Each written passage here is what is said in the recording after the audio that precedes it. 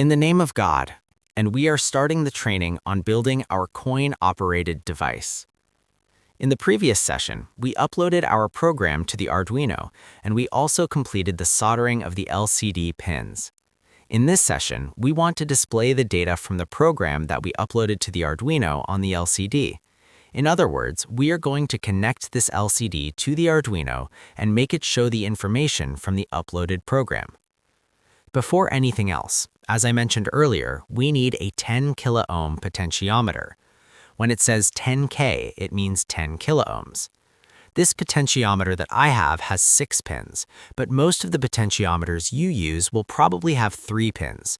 Since this one has 6 pins, if any of the pins break, you can still use the others. The pins opposite each other are the same. The middle pins are the same, and the outer pins are the same. They all perform the same function. Now I place the potentiometer on the breadboard. I'm using a breadboard here.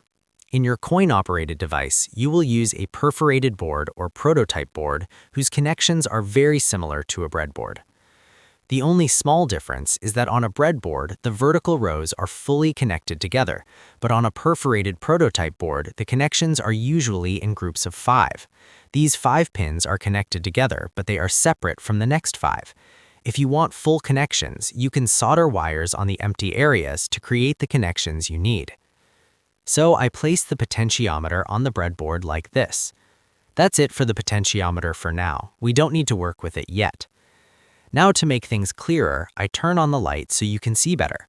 As you can see, the vertical holes where the potentiometer is placed are connected vertically. Now we move on to the LCD connections. On the LCD, you can see labels like VSS, VDD, and others, the same names I showed you in the wiring diagram earlier. We are going to connect the LCD to the Arduino exactly according to that diagram. For the wiring, I use male to female jumper wires. I could directly mount the LCD and do all the wiring, but that would make it harder to see and learn.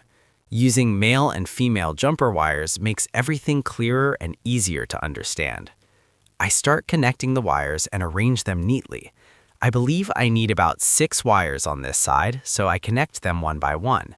It is very important to keep the wires in order so you don't get confused.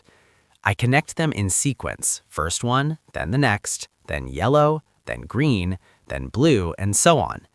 As I said before, we do not need D0 to D3, so we start our connections from D4 onward. I also arrange the wires on the other side and continue the connections. These are just the signal connections. We only need 6 wires here.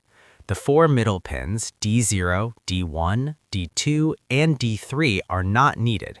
We only use D4 to D7 and also A and K, which are for the LCD backlight. Now let's do the actual connections. I organize the wires so everything is clear.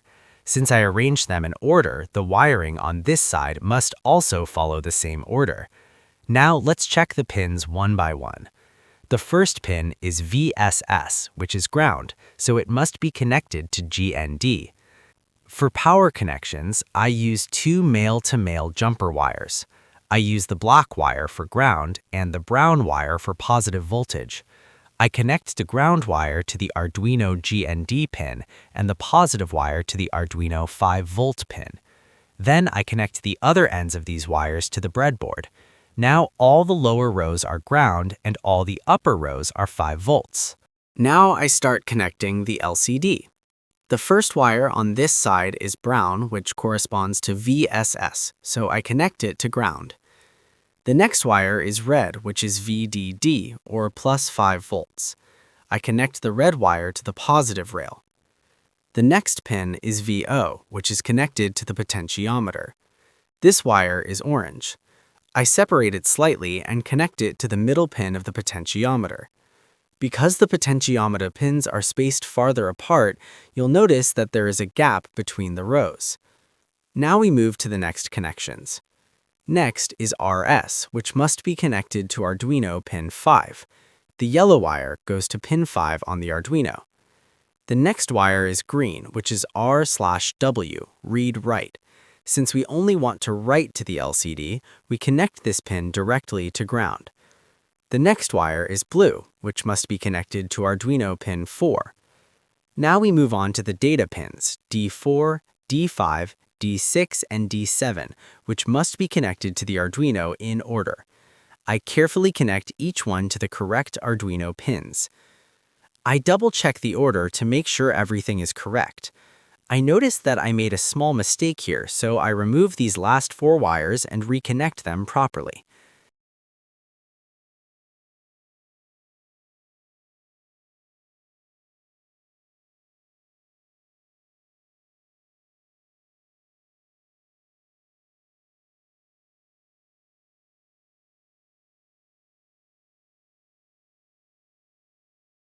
Now the connections are correct. LCD D4, D5, D6, and D7 are connected to the correct Arduino pins in order, exactly as explained before. Now there are 2 wires left, which are for the LCD backlight. One of them is connected to ground and the other one is connected to 5 volts.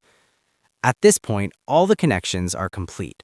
Now, if we power it on, the LCD should display the information from the program we uploaded. I powered the Arduino using the same cable we use for uploading. One side connects to the Arduino and the other side connects to the computer, just like I explained in the previous session. I also use a mobile phone adapter to power it. I connect everything and turn it on. As soon as I connect the power, the LCD turns on, but it doesn't show anything. That's okay. I adjust the potentiometer, but still nothing appears. That means we forgot something. I turn everything off and realize that we did not connect the positive and ground pins of the potentiometer. The potentiometer was not powered. So I take 2 more male-to-male wires and connect one side of the potentiometer to 5 volts and the other side to ground. Now, the potentiometer is properly connected. I turn it on again. Now, as I rotate the potentiometer, you can see the LCD characters appearing. The contrast changes as I turn it. Now you can clearly see the text on the LCD. It says, "My name is Hamid." If I turn the potentiometer too much, the characters become too dark, which is not good. The correct setting is somewhere in the middle. Now the LCD is working normally, and the message from our program is displayed. This was the process of connecting the LCD to the Arduino and displaying any information we want on it. In the next session, we will connect this Arduino to an SHT-20 sensor, read temperature and humidity data from it, and display that information on the LCD. After that, God willing, we will work with a relay and learn how to control on-off operations using the relay. Everything I will explain in the next sessions builds on what we learned today, how to display characters and data on the LCD. Until the next session, goodbye.